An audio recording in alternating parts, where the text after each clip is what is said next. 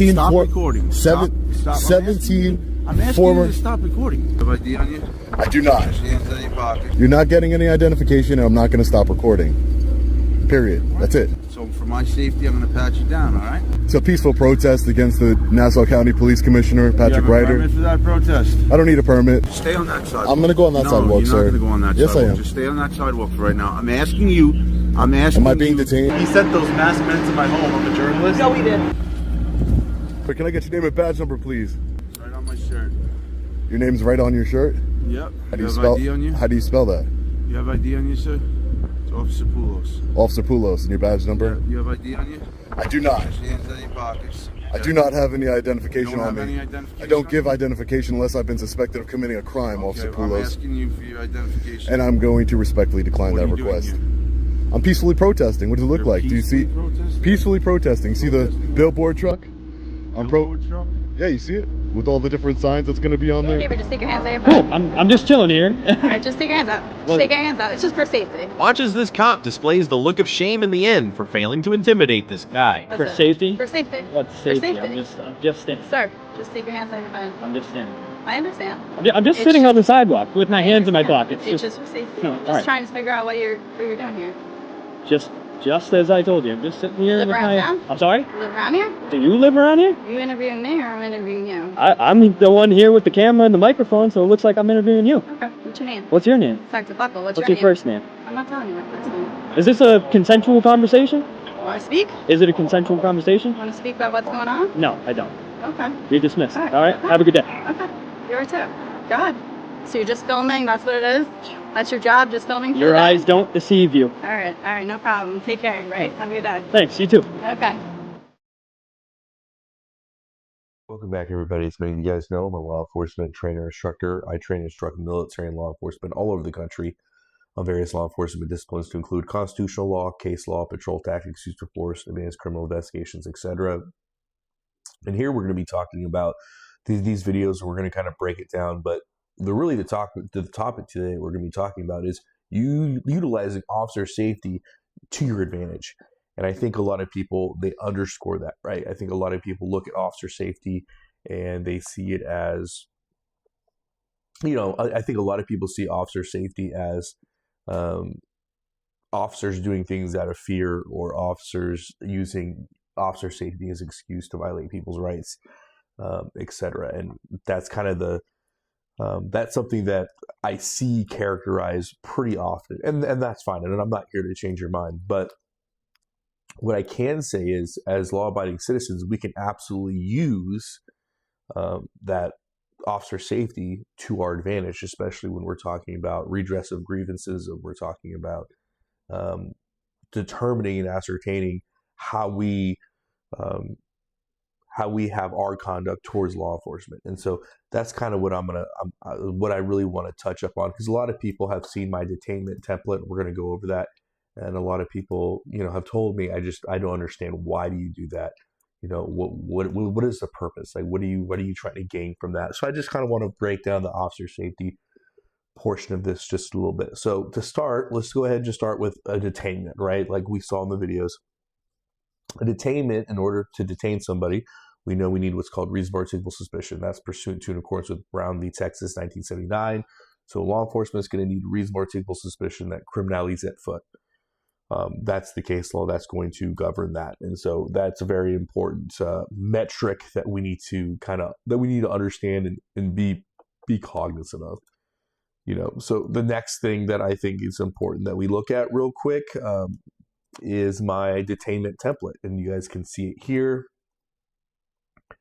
If I'm ever detained, this is going to be the template that I use, because we have to realize that when a law enforcement officer detains you, they have to be able to articulate every second of that detainment, right? So if they have reasonable articulable suspicion, they're absolutely allowed to detain you, ID you, and hold you while they perform an investigation. But that investigation needs to be reasonable. And again, every second of that detainment, they need to be able to articulate. And so they need to be able to say, well, for 5 minutes and 20 seconds, I was doing this. For 3 minutes, 40 seconds, I was doing this. And a lot of people don't realize that. If I detain somebody, I need to be able to articulate every second. Well, what were you doing at point 5 minutes, 47 seconds in, what were you doing? What was reasonable part of your investigation that you were doing? And so the longer that you're being detained without reasonable articulable suspicion, the worse off that's going to be for the department, worse off that's going to be for the law enforcement officer, and obviously the citizen that's being detained. And so for me, I utilize this template. Number one, am I being detained? We talked about Brown v. Texas, 1979. Number two, I don't consent to any searches or seizures, United States v. Jones, 2012. I then will inform a law enforcement officer, hey, if you wish to violate my rights, I keep my wallet and with my identification and credentials here, back left pocket, back right pocket, fanny pack, whatever. But I don't consent to searches. I don't consent to searches and seizures. But if you wish to violate my rights, I am not going to obstruct you, right? I'm not going to obstruct you. I'm not going to impede you.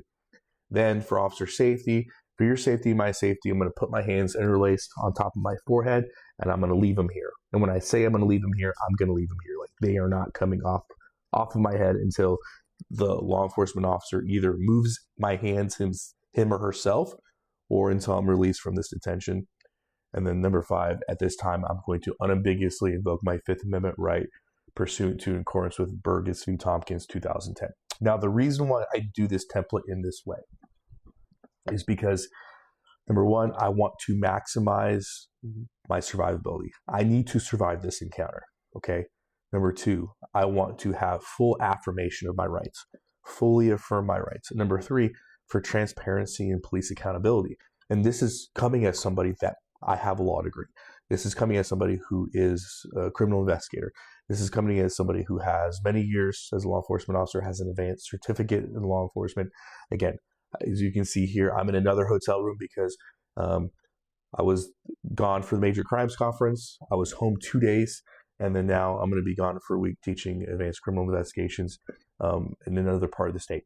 And so I'm constantly traveling, and I'm constantly teaching law enforcement, and I'm constantly, this is what I do. This is what I do. This is my life.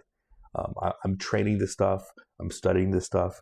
And my education, just because I have a law degree and numerous degrees, is not ending, right? So, excuse me, when I look at this, we really have to understand the parts that are play here. Because again, as somebody who's a police officer, I understand the use of force matrix, and I understand the use of force continuum, and I get how important it is. So let's talk about the use of force continuum here real quickly, right? So you have officer presence, verbal commands, empty-handed submission, hard control, intermediate weapons, lethal force at 6. And I'm telling you, a law enforcement officer, and this is the way they're trained, and it's very true, you can go from a 1 to 6 in a blink of an eye, right? And so I realize, and you've heard me talk about this, but I'm going to say the part you're not supposed to say out loud. When I see a law enforcement officer and they are sloppy, they are overweight, obese, very, very, very low. You can tell they have very, very low confidence. They don't think very highly of their ability. Those are the scariest cops, because I know those cops. If we look again, let's look at the force continuum, right? These are cops that are going to go from a 1 to a 5 just because they don't have the capacity to do 2, 3, and 4, right? And again, I'm not trying to be mean, but let's just be honest with what we're saying, right? And I know if you look at me, I'm a big boy. And so it's one of those things where I know that somebody looking at me is going to be like, and if they're not confident, they're immediately going to a weapon. I know that, and I realize that. And so with that in mind, and also knowing everywhere I go, I'm armed, on duty, off duty, I'm always have a firearm on me. And so I realize that I have a firearm, I have weapons on me that is going to be introduced into any contact in which I am now being forcefully detained. So based upon knowing that, especially if the officer I'm coming in contact with is, let's just say, a severely obese person, or let's say it is a male or female that does not have confidence in their abilities to go hands-on. Again, when we look at the use of force matrix, I know I'm automatically at a 5, if not a 6.